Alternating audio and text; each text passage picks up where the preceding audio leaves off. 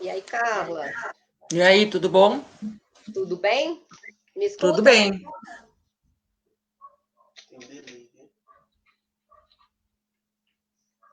Estou te escutando bem. Tá me escutando? Sim.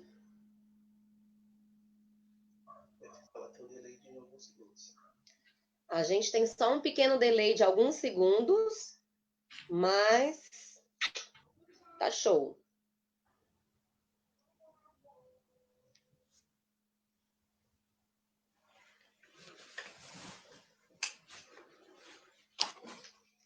Prontinho. Vamos aguardar um pouquinho.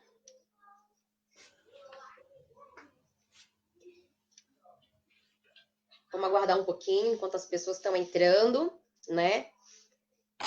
Mas eu vou aproveitar que a gente já está ao vivo, né? Na nossa página oficial do Facebook, para fazer uma pequena apresentação do que é a Rede Liberdade, né?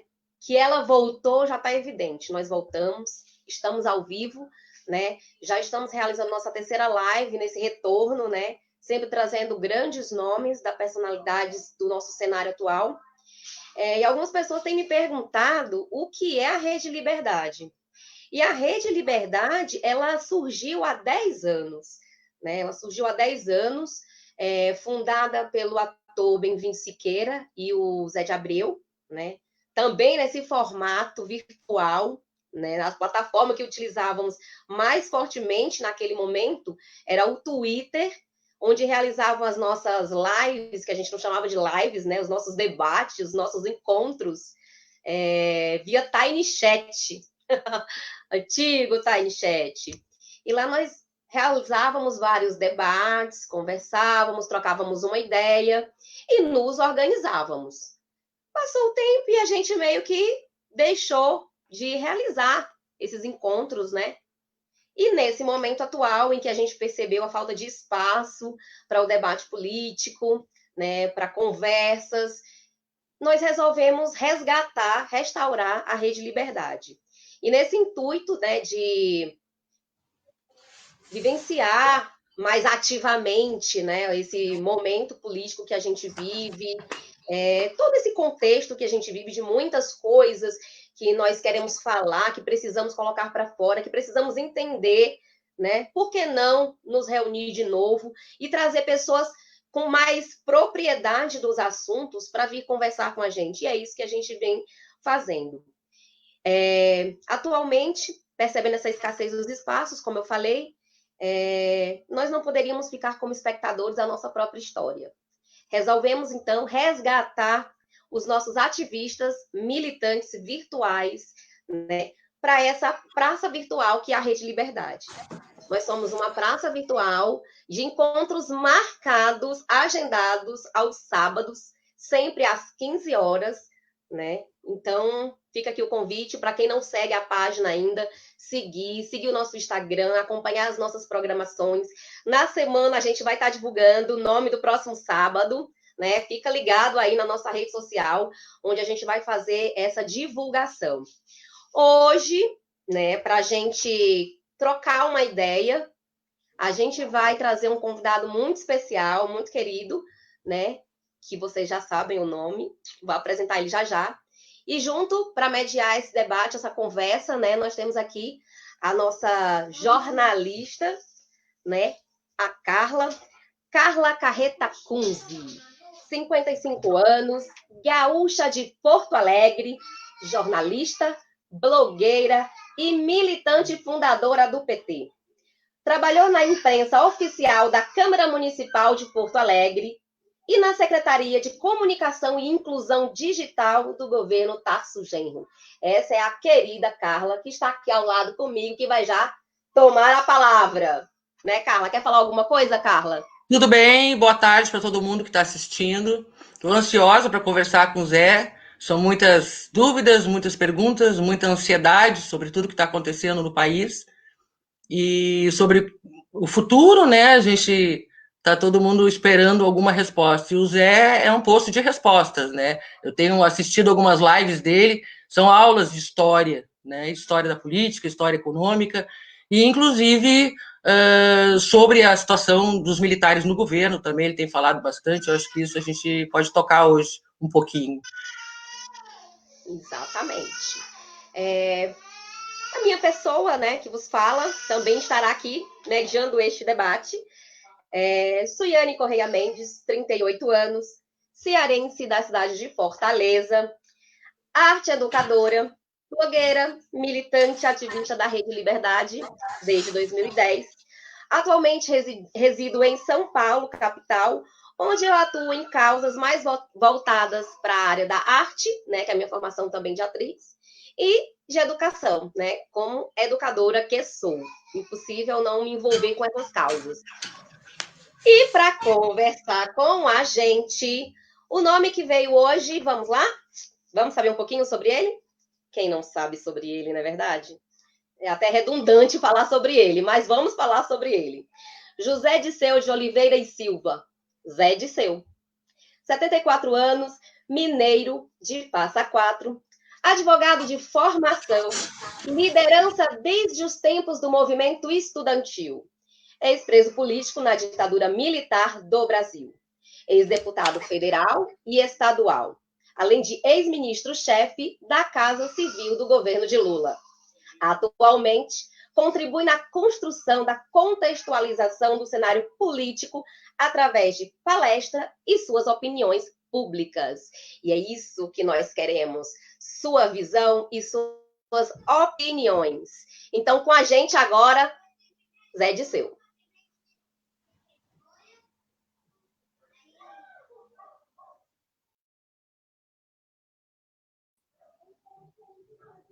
Suiane, minha amiga Suiane, Carla, minha amiga Ana Peliano, a todos e todas, uma boa tarde para vocês. Boa tarde. Hoje é um dia que está chovendo, eu já tomei 2 caipirinhas, tem uma feijoada para mim comer agora. Eu estou com as minhas 3, das mulheres que me cercam na vida, eu tenho uma neta, tenho 3 filhas, 3 enteadas e a Simone é minha amada. Então minha vida é... E a minha filha, Maria Antônia, que tem 9 anos de idade, acabou de brigar comigo agora. Quando se viu fazer live sábado às 3 horas, ela já está comendo a feijoada, já porque ela tem festa junina da escola. Vocês sabem, as crianças estão estudando das 2 às 6 todos os dias, e de manhã cedo tem tarefas. Eu tenho acompanhado a Maria Antônia, que está na 4ª série da SECAM, que é uma história bilíngue lá de Brasília, no sudoeste, onde nós moramos. Mas eu estou num paraíso em Vinhedo. Essa é a única parte alegre, né? Porque o resto é só tristeza, né? Pois é, eu ia começar te perguntando sobre isso, né? Como é que tu está sentindo essa situação da pandemia? Fora a questão política toda, né? Pandemia é muito triste tudo, né? Tristeza porque é um genocídio planejado, calculado, porque a tese dos militares é dos militares. Bolsonaro é o instrumento deles, das Forças Armadas. Elas querem tirar o corpo fora, mas elas são as responsáveis. É que tem que contaminar o rebanho todo, morre quem morrer. Quanto mais cedo, melhor, porque assim preserva o dinheiro, o lucro dos rentistas. O que eles chamam de atividade econômica, eles estão anunciando que é superávit de 2,5%, 3%, depois da pandemia. Vejam bem, economizar de 140 a 210 bilhões, ou seja, teto de gasto, regra de ouro, corte... Vem cá, deixa eu apresentar aqui, que é só mulheres que estão aqui. Vem cá, vem cá. Vem cá, mano, vem cá. A Simone que entrou aqui. E...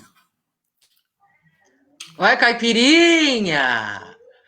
O que seria do Brasil? O que seria do Brasil sem a caipirinha? Cinema, a música, a literatura, a caipirinha, o candomblé, hein? O que seria do Brasil? O futebol? Sem o povo, né? Porque isso é o povo. Neste momento agora, principalmente a caipirinha, né? É a maior riqueza que nós temos, nosso povo. Aqui é minha pequena, Maria Antônia. Ah, bota a carinha aí.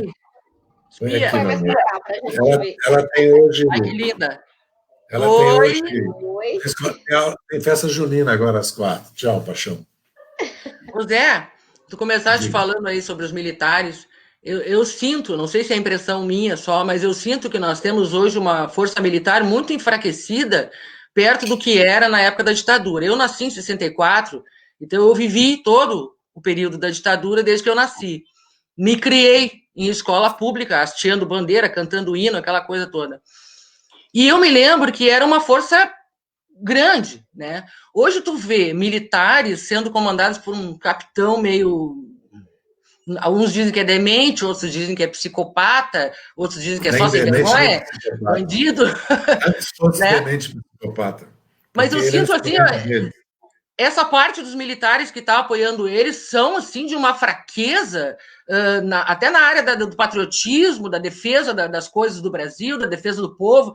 Eu vi que tu falasse alguma coisa sobre isso na tua live com o Haddad, né? E a gente viveu várias intervenções militares no Brasil, desde que o Brasil é Brasil, né? Não foi só em 74, né? Veja bem. Vamos começar pelo começo, né? A República. A Guerra do Paraguai que constitui o Exército Brasileiro.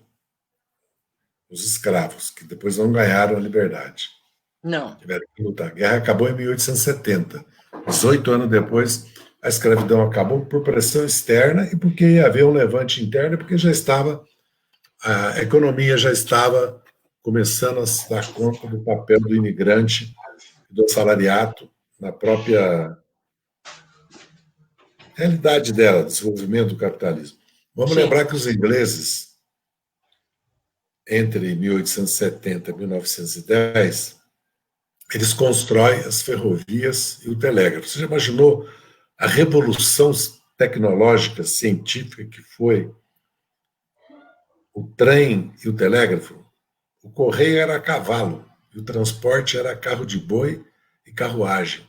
As estradas, na verdade, eram picadas, né? Não eram estradas. Tanto é que as rodovias mesmo só vêm depois da Segunda Guerra Mundial. Quem tomasse, eu sei disso porque eu sou neto e sobrinho de ferroviários, de Cruzeiro Passa Quatro, que fica entre Rio, São Paulo e Minas, que os ingleses furaram a serra entre 1865 e 68. Dom Pedro II, inclusive, inaugurou o túnel da Serra da Mantiqueira. Quem tomasse Cruzeiro e Passa Quatro já tinha uma vantagem estratégica na guerra, porque o Brasil viveu em guerra na década de 20, 30, fantástica. Os ingleses também criaram os principais portos do Brasil, trouxeram os bancos e urbanizaram as cidades.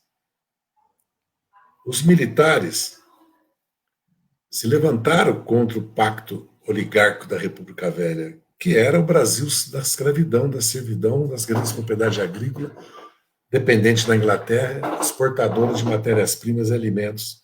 O Brasil da escravidão, e que não havia, as mulheres não votavam, os analfabetos não votavam, o voto foi censitário até a República. Depois Floriano governou, talvez o Floriano foi o primeiro Geisel, depois veio o segundo.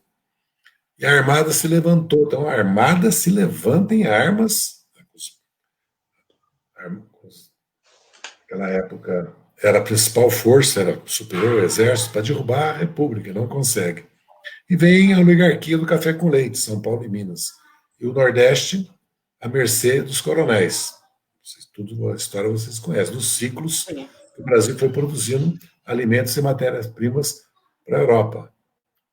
Os tenentes se levantam, são as classes médias que se formam, porque entre 10 e 30 se formam duas classes no Brasil, as classes médias e a classe operária, industrial. Tanto é que em 17 tem uma greve geral reprimida a ferro e a fogo, e tem o anarco-sindicalismo que os galegos, catalães, né, espanhóis, italianos trouxeram. Tanto é que se falava espanhol, se falava catalão, se falava galego, em São Paulo e no Rio. E os jornais dos sindicatos, se vocês pesquisarem, vocês, as historiadoras aí, vão encontrar jornais em línguas, né, língua catalã, o galego, que é muito próximo do português, todas essas línguas, as línguas de origem latina, né, que vieram do provençal. esse Brasil vai se constituindo, que é o Brasil de hoje. A classe operária vai se constituindo. Os militares, olha, você vê a radicalidade dos tenentes. Eles fazem um levante no Forte Copacabana, são cercados pelas tropas federais, 18 tenentes, os 18 do Forte. Tem um monumento lá na Avenida Nossa Senhora Copacabana para eles. Saem marchando, enfrentam de peito aberto as tropas federais que atiram neles, fazem um fuzilamento.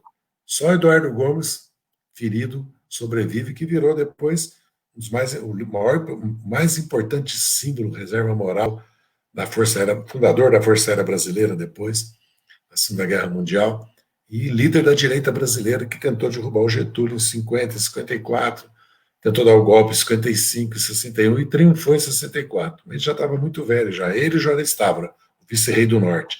Juarez levanta o Norte contra a República Velha na Revolução de 30. Em 24, São Paulo se levanta em armas. Se levanta em armas, porque a Força Pública, comandada por Miguel Costa, todinha se levanta, ganha vários regimentos. Joaquim Távora morre combatendo, irmão de Juarez Távora, tem uma rua com o nome dele perto de onde eu vivi muitos anos, quase 20 anos em São Paulo, na Vila Clementino, na Vila Mariana Clementino. Os tenentes tomam São Paulo. E o governo federal bombardeia São Paulo dos Altos de Santana com canhões Krupp da Primeira Guerra Mundial e com a aviação, a recém-aviação, que era do Exército ainda, né? Não era Força Aérea. Como o Exército tem hoje aviação também. E sufocam, mas Miguel Costa foge, vou descrever aqui, faz uma operação militar genial, fantástica. E sai pela noroeste, que ia até Corumbá, e se encontra com o Prestes, que tinha se levantado no Rio Grande do Sul, o capitão Prestes. E faz a coluna Prestes, que é uma das maiores epopeias militares daquela década. Hoje se sabe que os chineses... o país, né? Hoje se sabe que os chineses estudaram a coluna Prestes. Hoje se sabe. E vem a Revolução de 30 que triunfa e começa o Brasil moderno. Um governo revolucionário. O Getúlio se auto-intitulou Governo Provisório Revolucionário. Em 34 vem a Constituinte, porque em 32 São Paulo se levanta contra a República. E pela separação. São Paulo, facções importantes da elite paulista queriam se separar do Brasil. Por quê? Teve conflito armado, né? Por quê? São coisas que estão agora presentes na nossa vida. O racismo, em primeiro lugar. Branquear o povo brasileiro.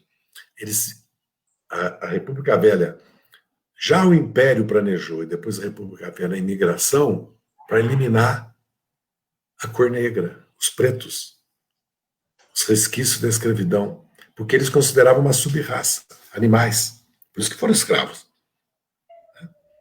Então, e segunda coisa, a luta pela industrialização, que é muito importante. Durante mais de 20, 30 anos no Brasil, grande parte da elite agrarista negou que o Brasil teria condições civilizatórias, porque o Brasil não era branco, não era europeu. Hoje se fala civilização cristã, judaica, né? Porque agora o Bolsonaro pôs Israel, o judaísmo no meio aí, né? Acho que é muito da Universal do Reino de Deus, do Edir Macedo. Roberto Simons é o símbolo da luta pela industrialização. Só que o Exército assume a industrialização, o Exército dos Tenentes. Góes Monteiro, o condestável do Estado Novo, é ele que dá o golpe com o Estado Maior e com o Getúlio. Porque hoje ficou na história que o Estado Novo fascista, tudo é do Getúlio. Não. Do Exército, mais da metade do Estado Maior era pró-eixo. O eixo é Berlim, Roma, Tóquio. Sim. Nazifascismo. E faz uma constituição, os militares encomendam do Chico Ciência, Francisco Campo, que depois vai ajudar os ditadores também de 64 para criar constitucionalismo, entre aspas, criam a polaca. Eu fui casado, a mãe do Zeca, do meu filho, o Zeca disse que é deputado, eles são poloneses, holandeses, alemães. Eu conheço bastante a história da Polônia. O general Piłsudski, que era um militar fascista, lutou ao lado das tropas nazistas para invadir a Rússia, tudo. A Constituição chamou polaca no Brasil, porque foi copiada dela. E ficam no poder de 1937 até 46. A guerra muda o exército brasileiro por influência norte-americana na FEB na Europa. Já volta com a doutrina da Guerra Fria. Tanto é que manda tropas para a República Dominicana em 65 e queriam mandar tropa para a Guerra da Coreia. Quem impediu que não fosse tropas brasileiras para a Guerra da Coreia foi a campanha que o Partido Comunista Brasileiro, os democratas, os liberais democratas, porque a UDN, que combateu o Estado Novo getulista, se divide depois da guerra. E surge o Partido Socialista Brasileiro, que era a ala de esquerda da frente, era uma frente ampla contra Getúlio. E surge a UDN, que se transforma no partido reacionário, conservador, praticamente católico, ligado aos Estados Unidos, aos militares, que contrapõe uma aliança norte-americana agrarista de classe média conservadora à aliança trabalhista burguesa que o Getúlio cria ao criar o PTB e o PSD.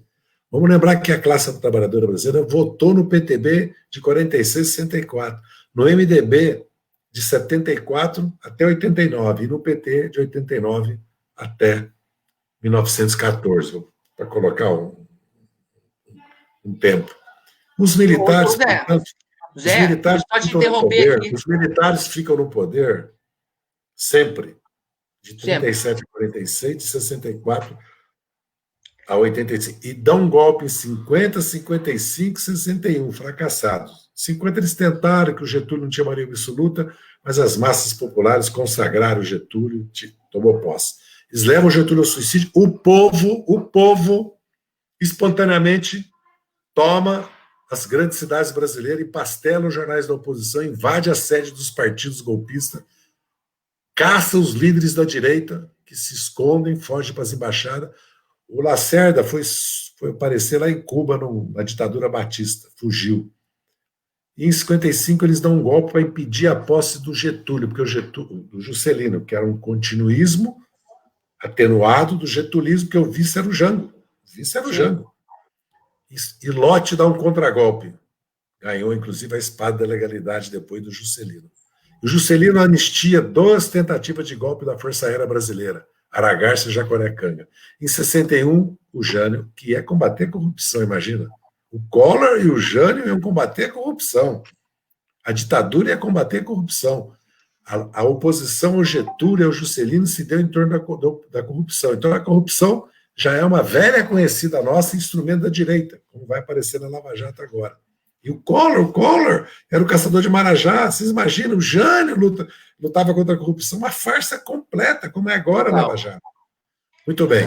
Estou dizendo tudo isso, e só não houve golpe em 61, porque o Brizola, você conhece isso, cara?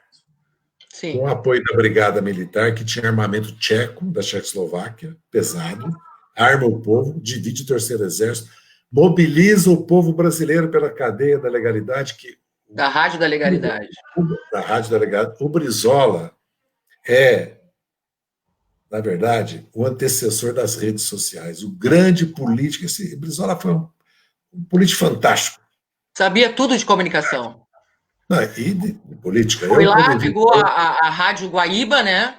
Levou todo o equipamento da Rádio Guaíba para dentro do Palácio Piratini, montou a rádio lá no porão. Inclusive, agora, durante o governo Tarsos, a gente fez um monte de atividades, né, de aniversário da legalidade, né, o cinquentenário da legalidade, e uma das coisas que foi feita foi a reconstrução da Rádio da Legalidade no porão do Piratini, tá lá até hoje. Fantástico. Muito bacana. Bom, gente, Zé, 47, deixa eu te perguntar uma coisa, 47, qual era a situação em 47?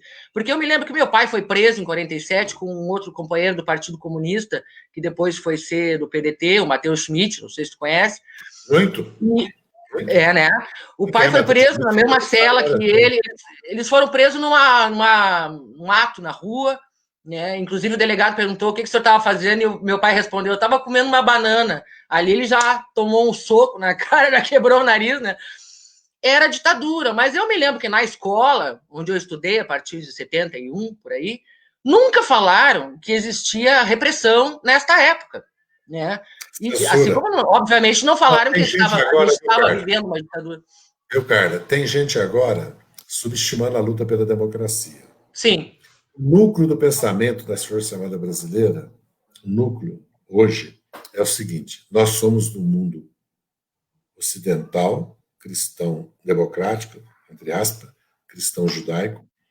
Os Estados Unidos é a potência, nós submetemos na política externa e a defesa nacional, violando a doutrina de defesa nacional aprovada pelo Congresso, que vai para revisão ano que vem, inclusive nós vamos denunciar isso, submete o Brasil à OTAN e ao Comando Sul-Americano. E renuncia, o que é a nossa doutrina de segurança nacional? Vamos pensar. Em primeiro lugar, a defesa do país, da pátria, não, do povo. Segundo, o Mercosul, a integração sul-americana. Terceiro, a defesa da Amazônia, da foz da Amazônia, né?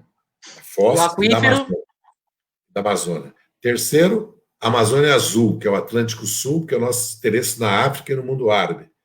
Quarto, a base, o que é estratégico para o Brasil. Quer dizer, as riquezas estratégicas que o Brasil tem e também a base industrial de logística, de comunicação, de telecomunicações, de produção de energia que o país tem.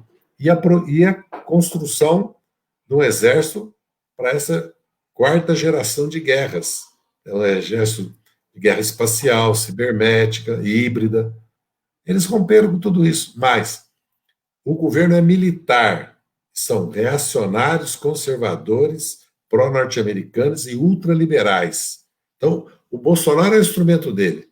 Lógico que há contradições, porque quando a Igreja Católica passou depois da Segunda Guerra Mundial, ele lembrava isso esses dias, eu não sei se foi o Genuíno ou o Tarso Genro, uma conversa nossa em live, que lembrava isso.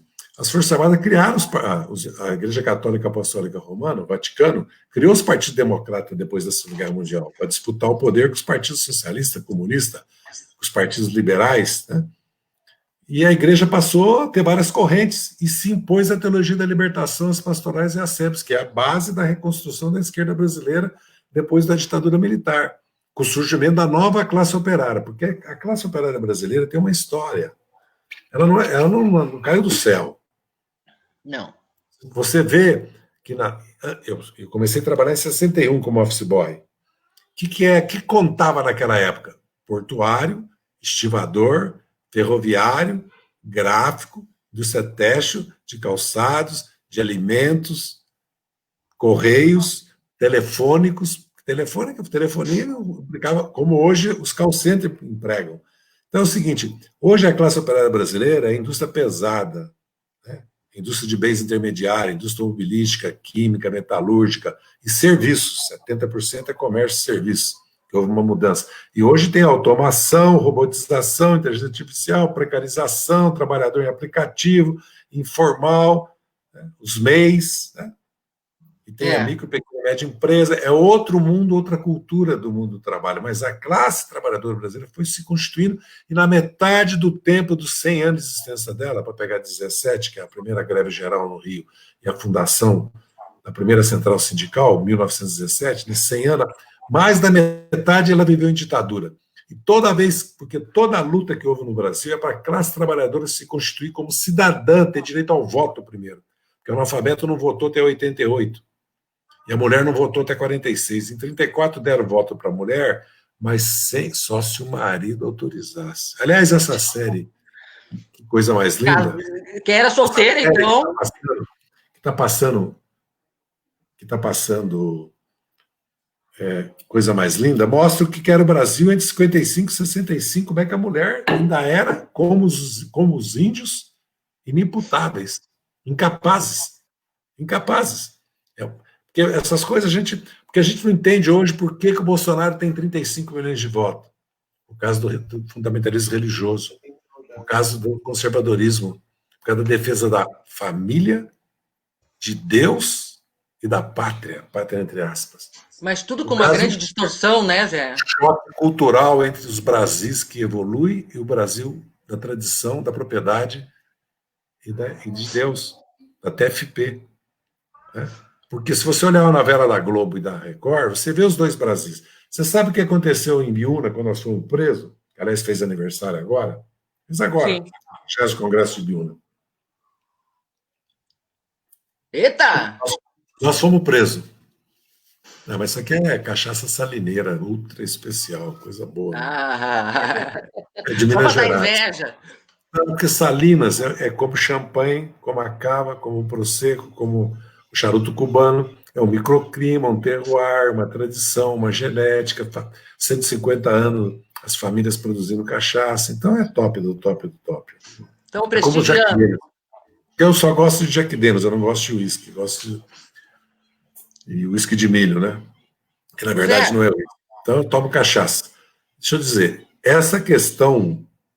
Sabe o que eles mostraram depois da repressão? Não foi o mini manual do guerrilheiro urbano, não foi o diário do Che, não foram as resoluções, eram duas resoluções, o povo armado derruba a ditadura e o povo organizado derruba a ditadura. Mostraram pílula anticoncepcional e a presença da mulher. Vocês percebem o significado cultural e político disso? Então, a base do Bolsonaro hoje, além da base conservadora, rentista, a maioria do empresariado apoia ele, além da vacilação, dubiedade, quer dizer, vergonhosa, sem pudor do PMDB, PSDB, DEM, que está fazendo cálculos para 2022, todos eles querem manter, no fundo, seus privilégios, seu poder, aprovando as reformas, como aprovaram a privatização do saneamento agora. Isso que conta para pois eles. é, eu ia te perguntar Não sobre conta isso, para entendeu? eles a Como é que democracia. faz para Nós é que quem reverter defende a isso, democracia. Zé? Como é que faz Mais para uma vez, quem reverter? defende a democracia somos nós. Hein, Zé? Como é que faz para reverter tudo que esses caras estão fazendo, para destruir aquilo que foi construído nesses anos todos? Como é que a gente faz para reverter? Digamos que tu tem dois cenários. Num cenário, os milicos vão tomar conta e vai virar de novo um governo militar pior do que o Não, outro. já, Porque esse, Carla, né? Carla, E no outro Carla, cenário, a gente Carla, elege alguém, mas. já é um governo militar, cara. Já Não, eu tomaram sei. conta. O que eles não conseguiram, Carla, presta atenção que é importante esse detalhe. Fatos, realidade. Por que não tem uma ditadura no Brasil nesse Tem, um né? ano e 7 meses? Porque o Supremo, a grande mídia, o Congresso impediram. Quem que falou para o Bolsonaro que ele não podia censurar o Supremo? Que ele não podia quebrar a autonomia da universidade? O Supremo e agora o presidente do Senado. Quem que falou para o Bolsonaro que ele não podia instaurar por decreto a escola sem partido? Quem disse para o Bolsonaro que ele não podia governar por decreto-lei? Porque ele começou fazendo decreto-lei sobre tudo. Se Sim, deixasse. por isso que ele quer implodir o Supremo, né? Quem é que impediu a reforma da Previdência e o pacote anticrime na sua totalidade? Passou, mas a mulher trabalhadora, as pensionistas, os professores, não passou privatização da capitalização, que é liquidar uma conquista histórica. Porque esse país, fruto da luta nossa contra a ditadura, que desagou na Constituição de 88, tem SUS, que é um Sistema Único Universal, com todos os problemas que tem. Que país tem educação fundamental com merenda, material escolar didático gratuito e transporte? E ensino médio técnico profissional, com todos os problemas. E a estrutura de institutos de pesquisa científica e universidades que nós temos. BPC, LOAS, seguro-desemprego, FAT, financiamento de habitação e saneamento pela Caixa Econômica. As condições estão aí. Então, esse país tem uma rede de proteção, salário mínimo e previdência, que a nossa previdência paga um salário mínimo. Não pensa que os outros países da América Latina têm previdência. Olha o Chile, olha os países como é. E nós temos, além disso, os bancos públicos. Porque o que significa ter bancos públicos? Que a metade do crédito do país, portanto, da poupança, está na mão do Estado, que pode fazer planejamento e desenvolvimento, um projeto de desenvolvimento. Porque se você tem no patrimônio dos 5 bancos públicos que nós temos, ou no Banco do Nordeste também, vamos supor, não me lembro agora quanto é, vamos supor que seja 100 bilhões. Você pode emprestar 800 bilhões. É 8 vezes mais pelos acordos de Basileia. Você pode emprestar. Se você tem 200, você pode emprestar o dobro, 1 trilhão e 200. Você pode fazer o quê? Qual é o principal problema do Brasil? Subconsumo, porque a renda está concentrada. A renda está na mão de 1%, 28,5%, e de 10%, quase 50%. E os outros 10% mais pobres têm 0,8%. E há 17 milhões de domicílios sem renda vivendo de recursos social. Diferentes programas sociais que existem, e quase, eles falam 35 milhões de pessoas abaixo da linha da pobreza. Mas você sabe que 1/3 da população, se a metade do saneamento tem que ser feito, se precisa construir 20 milhões de residências e apartamentos, se 1/3 da população não tem acesso aos bens básicos, você tem tudo para crescer. Se você tem 200 milhões de consumidores na América do Sul que querem se integrar com o Brasil, 400 milhões, portanto, vivem no mercado interno. Se você é um país que tem uma potência tecnológica, tem indústria de base, tem um agroindústria, tem 3 vetores, você é soberano. Alimentos, energia, alimentos e pode ser orgânico e ecológico. Energia que pode ser limpa. O Nordeste hoje todinho se abastece com energia solar, eólica e hidráulica. Basicamente, com a eólica e solar ele se abastece. Olha só a revolução. E nós temos um terceiro vetor, que nós somos uma potência científica. E temos os bancos públicos, temos o mercado interno, temos uma base para se desenvolver. O problema é a concentração de renda, riqueza e propriedade. Então, precisa de uma revolução social, então precisa organizar o povo, conscientizar, mas agora nós temos que enfrentar o fora Bolsonaro e o impeachment, nós temos que enfrentar o risco de uma ditadura, que já está se constituindo por dentro. Eles estão, se eles pudessem ter maioria no Congresso e sufocar o Supremo, eles não precisam dar golpe de Estado, usar as PM, as milícias, as empresas de segurança, as facções do Exército que estão dispostas a implantar uma ditadura. Por quê? A maioria do Exército já está no governo. A linha do governo já é dos militares. Os militares não são nacionalistas. Os militares, para o militar existe um povo só, não existe branco e negro, preto e branco, não existe mulher e homem, não existe pobres e ricos, percebe? Não existe diversidade nenhuma, ninguém pode ser homossexual. Para eles é isso. Para eles existe só uma religião, um cristianismo. O Zé, ontem eu estava vendo, não sei se tu viste a última pesquisa da Folha de São Paulo, né? A aprovação do Bolsonaro permanece igual, e ali onde pergunta, né, o que você está achando das ações do governo Bolsonaro com relação à pandemia, parece que somando ali razoável e bom, dá 50% da população. Ou seja, metade da população ainda acha que ele está fazendo a coisa certa. Mas na juventude chega a 67%. A rejeição. Nas mulheres também é alta. Sim. Porque são dois segmentos que percebem que a liberdade está em risco. Porque eu estou começando a sentir que alguns setores da esquerda dizem, não, mas democracia no Brasil não é com direitos sociais, não é com participação da riqueza. Mas se não tiver liberdade de fazer isso que nós estamos fazendo, de greve, de organização, de manifestação, tiver direitos civis e políticos, é 20, 30 anos. A democracia é muito importante defender. Lógico que cada força política, porque também tem uma discussão meio inútil. Não, mas eles não são a favor, continuam a favor do Guedes, do projeto neoliberal. Não, mas eles deram o golpe contra a Dilma. Não, mas eles levaram o Lula à prisão. Tudo isso é verdade. E eles vão continuar fazendo tudo para discriminar o PT. E, na verdade, o Bolsonaro não reconhece legitimidade, para ele não existiria oposição de esquerda socialista, democrática e socialista. Ele estava todo mundo morto. A democracia para eles é sem o povo, sem direito de greve, manifestação. Nós já vivemos sobre isso com ele. Os 3 comandantes do Exército, dia 31 de março, elogiaram o golpe militar.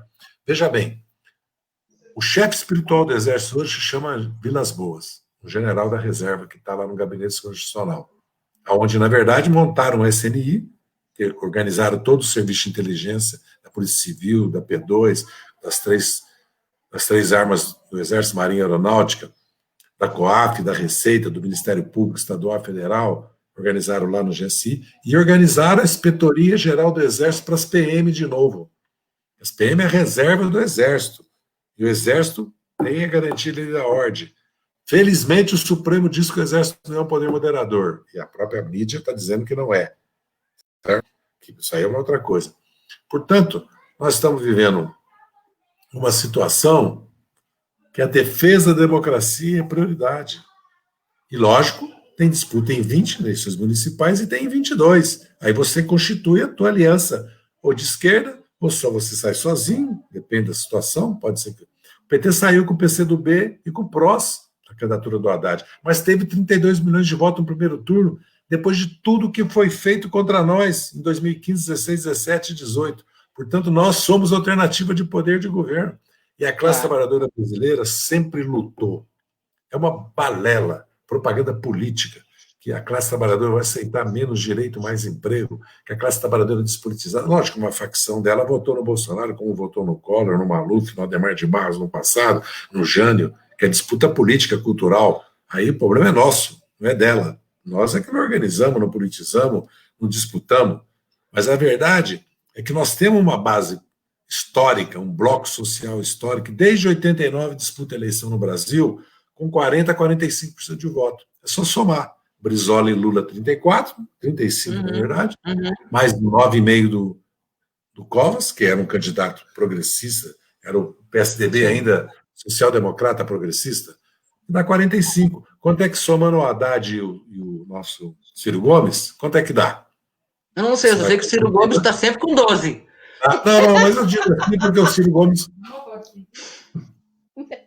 10 minutos. 10 minutos. Terminamos em 10 minutos, Keia? Deixa eu interromper, sem querer interromper, mas já interrompendo. Vou aproveitar a pausa dramática. A gente tem perguntas. Deixa eu te mostrar. Ó, a festa junina. Aqui. Que linda! Ai, que vai começar a festa junina dela, verdade. Já está toda produzida. Já estou acabando, filho. Você disse que era só... Já deu 42. Já vai acabar. Deixa eu fazer uma pergunta lá do chat, né? Do pessoal que está acompanhando a live lá pelo Facebook. A Silvia Figueroa, ela quer saber como que você visualiza a reversão dessas privatizações. Isso, perfeito. Ela perguntou lá no chat. Vamos lá. Veja bem. Da água, principalmente. Nós temos que derrubar o teto do gasto. Aliás, até o Maia, Rodrigo Maia, agora levantou que, evidentemente, imagina o Brasil pós-pandemia, com 20 milhões de desempregados, com milhões de pequenos, micro, pequeno e médios serviços, comércio, com a recessão, a depressão econômica, que já vinha antes, porque fracassou a política econômica do Meirelles e Guedes, do Temer. Eles fizeram reforma trabalhista e ia crescer, fizeram terceirização ia crescer, a previdência ia crescer, agora diz que o saneamento vai crescer. Esse do saneamento é um escândalo, porque no mundo todo o balanço da privatização, mais de 1.400 cidades reverteram privatizações no mundo. Aqui no Brasil, o caso de Tocantins e Manaus são cases para mostrar como é que não dá certo. Outra coisa é parceria público-privada, tem várias alternativas, mas não essa privatização que eles fizeram. E mais, hein? Privatizaram e agora vão cobrar taxas sobre tudo, varrição, recolhimento de lixo, tudo. Além de você pagar a tarifa de saneamento e água, eles vão, à parte, autorizaram a cobrança de taxas. Quer dizer, a classe trabalhadora que já é expropriada no arrojo salarial, na precarização, né? Já é expropriada na estrutura tributária, porque quem paga imposto no Brasil é sobre bens e serviços. Grandes fortunas, herança, doação, lucros de dividendo, imposto de renda. Imposto de renda no Brasil é uma piada. A partir de R$6.000, todo mundo paga 27,5. Como 27,5? Quem ganha 60 mil tem que pagar mais, quem ganha 600 mil mais, quem ganha 6 milhões mais, quem ganha 60 milhões tem que pagar 60% do imposto de renda, que no mundo é assim. Nem imposto de pessoa jurídica no Brasil, se você olhar o CDE, a média, está 10 pontos abaixo. Como não cobra imposto? A principal fonte de renda no Brasil é o rentismo. 400 milhões da dívida pública de juros todo ano não paga imposto. Então, tem que fazer uma revolução tributária e baixar juro.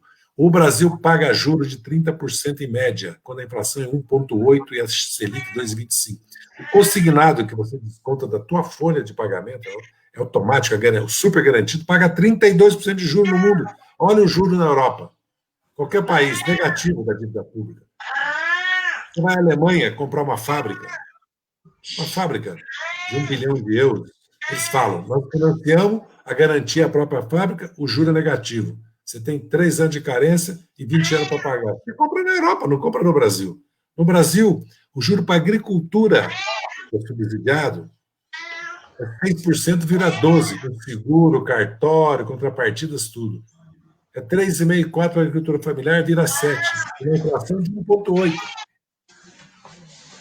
Micro, pequeno e médio empresário vai descontar a nota promissória, se no cartão da Jota duplicata, paga 3,5% ao mês. Não vou falar de cartão de crédito, que é rotativo, porque aí é 12,5%, 8,5% ao mês. Então é o seguinte, tem que fazer uma revolução social nesse país. Juro, impostos e poder político. Fazer uma reforma do Estado e uma reforma político-eleitoral. Para isso, precisa acumular força. Agora, a tarefa é o fora Bolsonaro, é impedir a desconstrução do Estado Nacional e do Estado de Bem-Estar Social e a submissão do Brasil como neocolônia aos Estados Unidos, que no fundo é isso.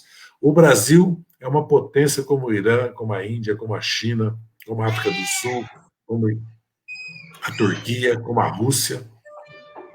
O Brasil é uma potência na América Latina. Depois dos Estados Unidos é o Brasil. Essa é a disputa real. Eles deram o golpe por causa disso, por causa do que a opressão ia dar para nós. Uma renda que nós faríamos uma revolução científica, educacional, da infraestrutura do Brasil e conseguiríamos retomar a industrialização, porque a desindustrialização do Brasil, mais a dependência de commodities, mais a concentração de renda, é que dá crises cíclicas no Brasil, como deu com a Dilma.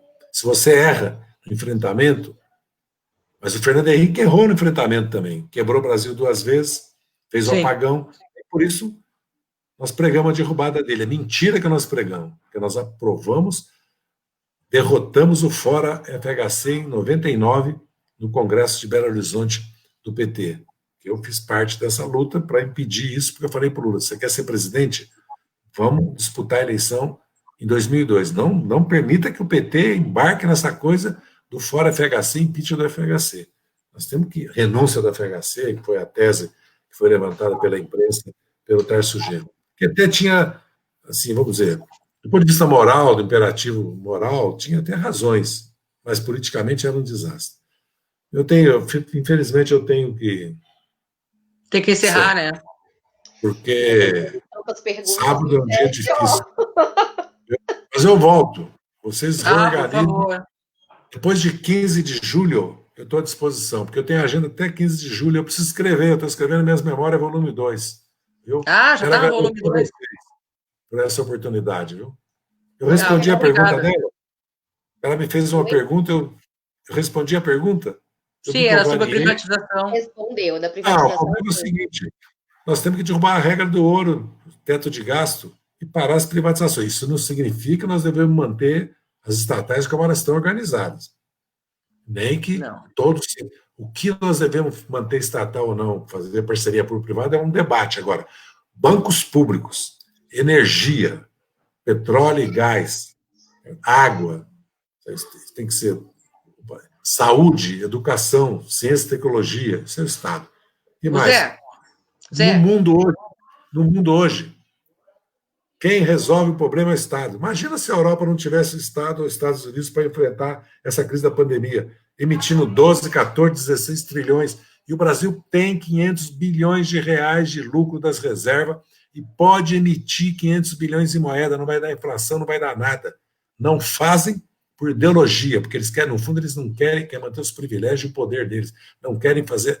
A hora que o povo tomar consciência do que são os juros, os tributos, os impostos no Brasil, como é que a riqueza que 262 brasileiros têm 1 trilhão e 200 bilhões de patrimônio, 262, e que 1% tem 28% da renda, e que 10% tem a metade, esse país vai ter uma revolução. Muito obrigado. Um abraço para vocês. Um abraço, Zé. Tchau. Suiane está... Isso. Tá. Gente, é sempre uma grande oportunidade ouvi-lo falar, né? A gente quase nem pergunta, porque vai desenvolvendo, né? Vai desenvolvendo, o papo flui, né? E você fica lá, encantado, aprendendo, absorvendo. Não, e as perguntas que a gente ia fazer, ele já vai respondendo, né? Eu até ia perguntar para ele agora sobre o aquífero Guarani, né? Essa questão da privatização da água pode chegar a interferir nisso, né? Mas, enfim, tem tanta coisa que a gente queria... Na próxima, a gente manda ver. Exatamente. Na próxima, você viu, né? Ficou aberto. Ficou um gostinho de quero mais. E o chat, né? Ficaram ainda perguntas pendentes, né? A gente pode enviar essas perguntas para ele também, né? Exatamente. A gente pode enviar essas perguntas para ele e a gente já montar uma próxima live com ele, quem sabe, né? Isso. Para que ele possa finalizar e atender a todas as pessoas. Gostaria de agradecer realmente, né, todas as pessoas que passaram essa tarde com a gente, esse momento, né, de live, mandaram as perguntas, prestigiaram a Rede Liberdade, prestigiaram esse encontro, e passo a palavra para minha amiga Carla aí, fazer o fechamento.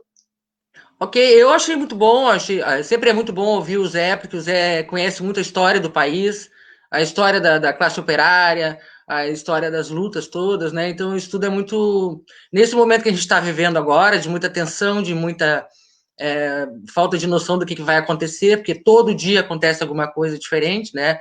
A gente brinca até os gafanhotos, a tempestade de areia, a pandemia, o Bolsonaro... Parece as pragas do Egito, mas quando tu vai ver, não é bem assim. É a gente destruindo o planeta, é a natureza reagindo, e é o nosso problema político aqui que tá, né? Tu vai ver assim, o Brasil é o único país no mundo que tem um governo que não está protegendo a população da pandemia.